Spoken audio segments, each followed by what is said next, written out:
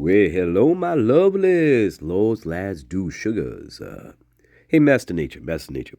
Before you get into your video, I want to pick the introduction song, okay? Because well, you won't let me release 1907, and yeah, and well, I feel like you. Well, I don't know why you won't let me release 1907, and my garden, all right, my garden.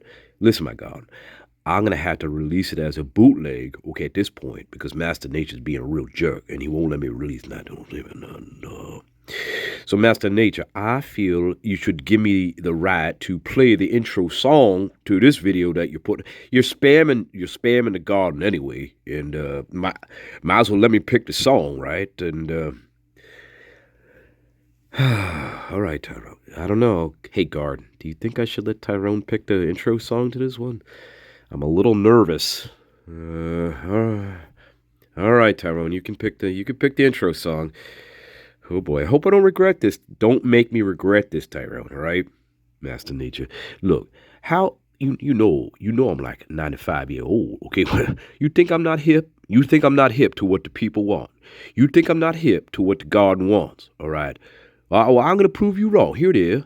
Here it is. And I don't want to hear any more crying and bitching from you. All right. And you're gonna let me release 1907. Okay, it's gonna be on different colored vinyl, and well, I may have to release it as a bootleg. Okay, if you don't let me release it soon here, the guard's getting antsy. All right, but I guess in the meantime, this will pacify me. So well, here we go, my God. I hope you like this. Oh, well, I don't know if I can play the whole song, but I'll play a little bit for you. And yeah, okay. Well, here it is. Here it is.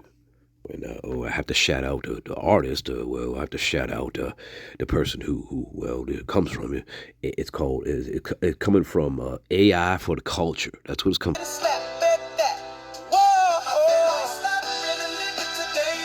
Yeah, Master Nick. You push me to this limit. You push me to it. You push me. That's right. Oh, thanks, Tyrone. Now that we don't have a garden anymore, I appreciate that. Anything I can do to help you, Master Nature, I will help you. Okay? They don't call me the Trickster for nothing. Oh, my God. Okay. Well, yeah. Yeah, spirit guides. Real fun having them sometimes, right, guys? Yeah, they played little tricks on me. Remember that? Way back in the day? You remember that when they used to play tricks on me? Yeah, I guess they're still doing it. Yeah. Anyway, the point of this video is not to get my garden pissed off. No, the point is to go back to a document. A document, you say? Another fucking document. Well, yes. And this is my favorite document out of all the documents that we've read in this case. This is my favorite one. This comes from Moscow Police, their documents. Yes, and as we reread this document, there's one thing we're going to play another game. It's called, does this person in the document that I'm describing to you, do they fit the profile of somebody who would commit this crime? Versus Brian Kohlberger. That's the game we're playing, okay? We're playing versus, okay? So, this is my favorite document of them all. Let's go, babies. You already know what it is. All right, let's go. Tyrone, am I doing this or are you doing it? Well, Master Nature, I think I'm doing it because, well, you don't know when I'm talking to you sometimes, do you? Do I have to play that song for you again? Okay. Oh, my God. I think he's got dementia at this point. Oh, my God. So, my favorite document out of all the documents, number 77. Sequence, whatever, 77. This is my very favorite one out of all of them. Mr. Fry does this December 15th. This is when he puts the report in. And, well, you're going to remember this one quite well. Remember, what's the game we're playing on this one? Is this person a likely suspect? Here we go. Oh, and by the way, remember, what did they do with this likely suspect? Nothing. They didn't do anything with this person, as far as we know. Here we go.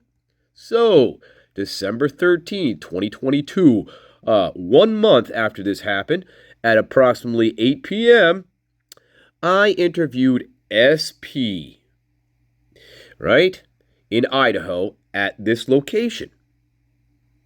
We're going to call him Steve, okay? So Steve had called me several days earlier to report some information he had regarding the quadruple homicide.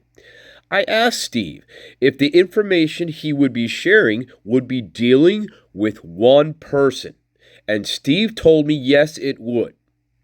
I asked Steve if I could get the individual's name. So Steve told me the person's name was Little G, or Little G. Remember Little G? Later identified as this person, Little GM. Birth date 2003. Remember, so what does that make him in 2022? An 18 or 19-year-old person. Remember. So Steve told me he did not know the individual's last name, but believed he knew where he lived. Okay? Steve told me he lived in this apartment complex. Steve told me this apartment is just off of blank Avenue, and then you turn onto, I don't know, Linda Lane, maybe, I don't know, could be a different lane, and then right onto this street. And the apartment is across from this. Okay, Steve told me Little G lives in the blank apartments. Good, good. Steve began by explaining to me that he had done a lot of work for DK, who is the prior owner of this company. Steve told me he has been a friend of the family for many years, important, and has done handyman jobs in the past for D.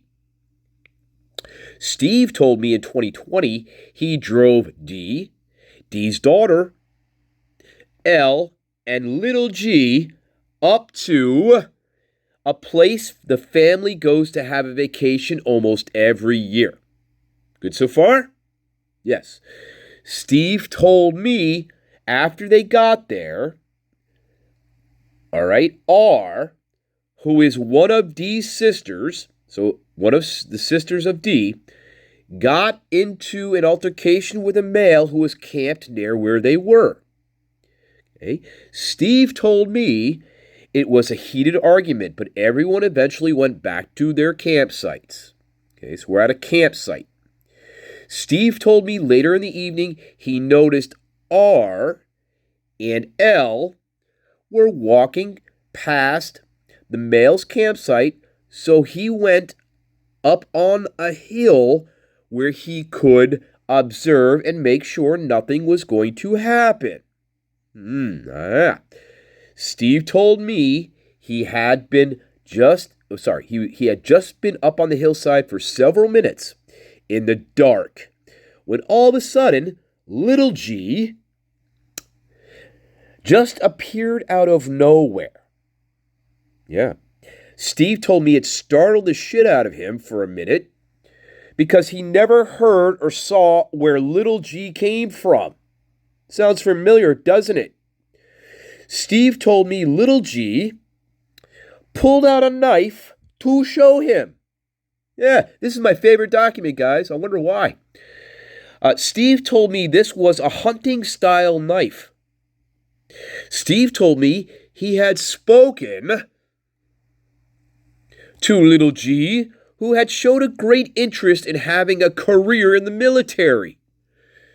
I asked Steve if he could describe the knife to me, and he did.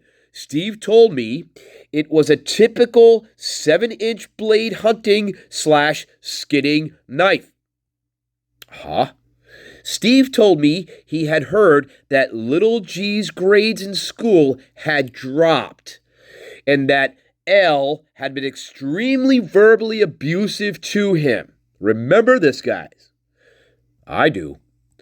I asked how L and G would travel to Moscow from Boise. Steve told me he believed they would ride the bus when they traveled. Right? Steve told me when they stayed in Moscow at D's house, Little G and his sister would stay in the basement. And L would sleep outside, or in one of the two sheds in the backyard. Remember this one, guys. This is my favorite document of them all. Yeah. Oh, yeah. Steve told me the significance of this was that little G would keep his knives in the basement of Dee's house, in the wood pile that was outside, or in one of the two sheds in the backyard. Huh? What game are we playing, guys? Yeah. Steve told me around the end of May or sometime into the middle of June, after COVID was letting up, he was at the Mad Greek having a late lunch or early dinner.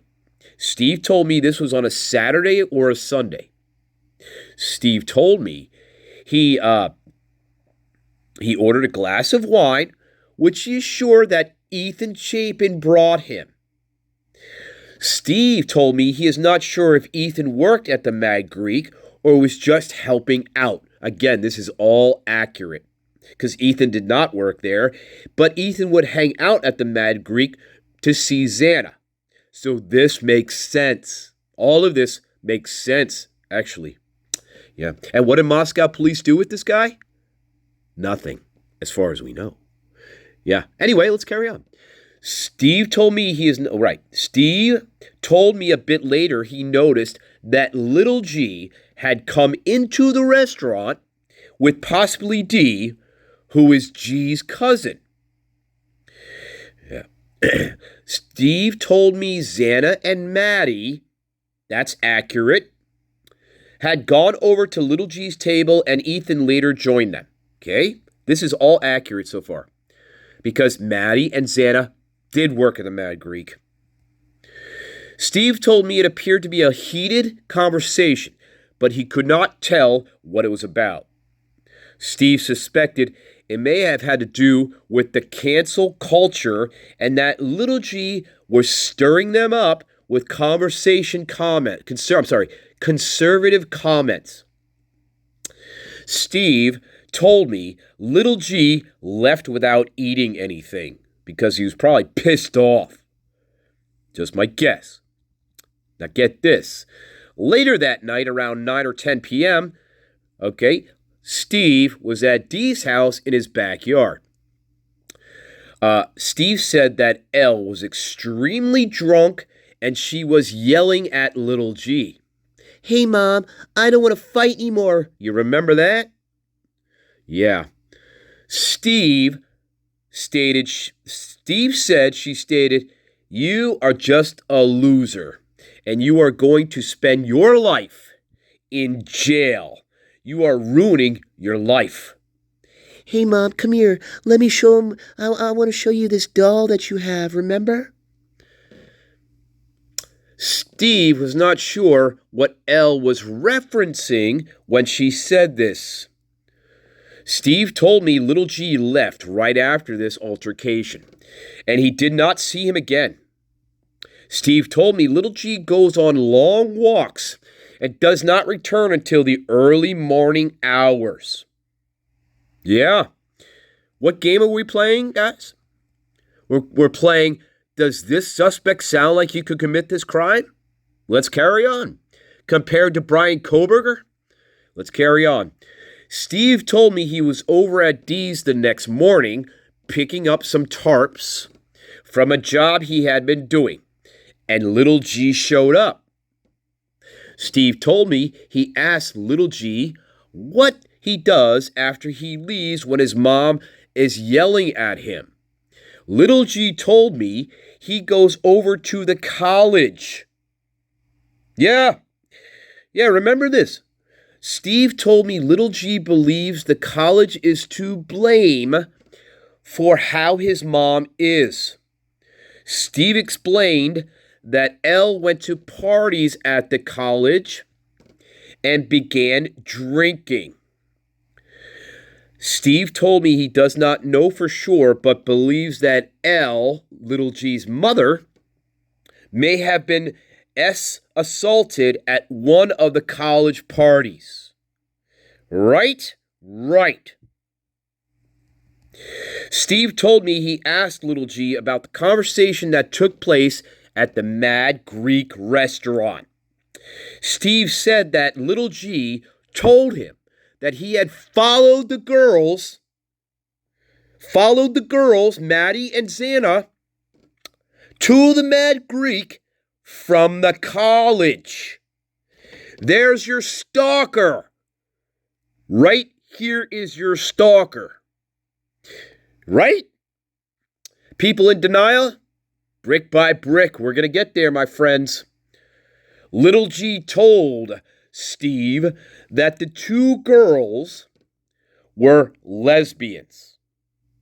Okay, that's how angry this guy was, this little kid. This kid's 18 or 19 years old, but I'll tell you what, he got a lot of rage in him, doesn't he? Due to his mother. Hey, Mom, I don't want to fight anymore. Remember? Hey, don't you bring up my past, you fucking prick. You leave him alone. All right, you leave him alone. Don't you bring him up. I'm not bringing him up, Stanley. You're bringing him up. Hey guys, don't fight anymore. I'm bringing him up. Yeah. Little G told Steve he had went back to the girl's house, and when they came home, listen to this, he was inside the house and made the statement, "They had no idea that I was there. I could have killed them all if I had wanted to." People in denial. People on the other side of the wall, brick by brick. What's the game we're playing? We're playing who's a potential suspect in this case. Gee, do you think this fucking guy is? Let's read that again. Little G made the statement to Steve and said, "They had no idea that I was in their house. I could have killed them all if I had wanted to." Yeah, that's what he said. Wow. Yeah. And again, what do Moscow police do with Little G? Take a guess. Anyway, Steve told me Little G then went and got a larger knife from out of the back shed and showed it to him. An even bigger knife. Yes, he did. Yeah. Oh, and Steve told me every time he was around Little G and Little G's mom would explode on him, he always stayed very calm and would not react to her. And that is the end of the fucking report. That was James Fry, December 16th, before the wolf was captured. However, get this, it wasn't reviewed until January 10th by Captain fucking Dollinger after Brian Kohlberger was arrested. So guess what they did with this suspect? They didn't do anything with him. And guess what I believe? This is the very person who has the capacity to kill these girls and Ethan. In fact, he said he was in their house and they had no idea that he was in there and that he could have killed all of them if he wanted to. Fits, doesn't it, guys? It fits, doesn't it, guys? And in fact, it fits so well that it's quite scary, actually, how much this fits. The profile. Someone who's young, someone who's angry, someone who has rage, someone who hates women, someone who's conservative, someone who has a mom that is verbally abusive to them when they get drunk. This person fits the profile to the T, 100%. Now, FBI, Moscow police, Idaho State Police, I want you to go fuck yourselves for ignoring this suspect. And by the way, Little G, as far as I know, is still running around Moscow, Idaho, and Boise, as far as I know. So there you go, my garden. This is called what? It's Retro Sunday. And so this is my very favorite document out of all the documents. Because this, my garden, this, along with potentially Dylan and Bethany, don't get me wrong, but in terms of who a male would be to actually commit this type of crime, we just read about him. He fits the profile 100%. Yeah. So there you go. And no, we didn't need an FBI expert to tell us that, did we? No, we just had to have a witness come forward. And we had a witness come forward. And he gave us the whole story. And he gave us a lot of details in that story. A lot of details. A lot of them that add up. In fact, the Mad Greek, all that, that's all accurate. That's 100% accurate. Yep. 100%? Yeah. So you got to ask yourself, did they ever look in these sheds? Did they ever look under that wood pile? Did they ever search the home in Boise? Did they ever search the home in Moscow? Now keep in mind, this wasn't reviewed until January 10th, 2023. The wolf was caged. Brian Kohlberger was captured. So guess what? We didn't do a fucking thing about it, did we? There you go, my loves. And people in denial on the opposite side of the wall, this is just another brick. You stupid bastards. I feel really sorry for you, I do. Because this is your prime too. This male fits the profile. Not a PhD student, okay? Not a PhD student, okay? You're actually, this is the person you're looking for. He's an 18-year-old, 19-year-old guy filled with rage. We know he hates women, and we know he dislikes Maddie and Xana. And we know he stalked them from their house because of the college. And again, he even says he was in their house. Remember that broken lock? Remember that broken lock? And remember that time they came home and they found the door wide open? Gee, I wonder if little G was behind that at all. It makes you wonder, doesn't it, guys? Boy, I really wish this was a real investigation. I really do. Anyway, we'll pick it up a little bit later. I hope you liked that one. Yeah, that was number 77 in Moscow Police Department records. I'm sorry, their documents. Number 77. I love you all, babies. All right, we're going to pick it up a little later. All right, I hope you liked that one. All right, again. All right, bye-bye, bye-bye.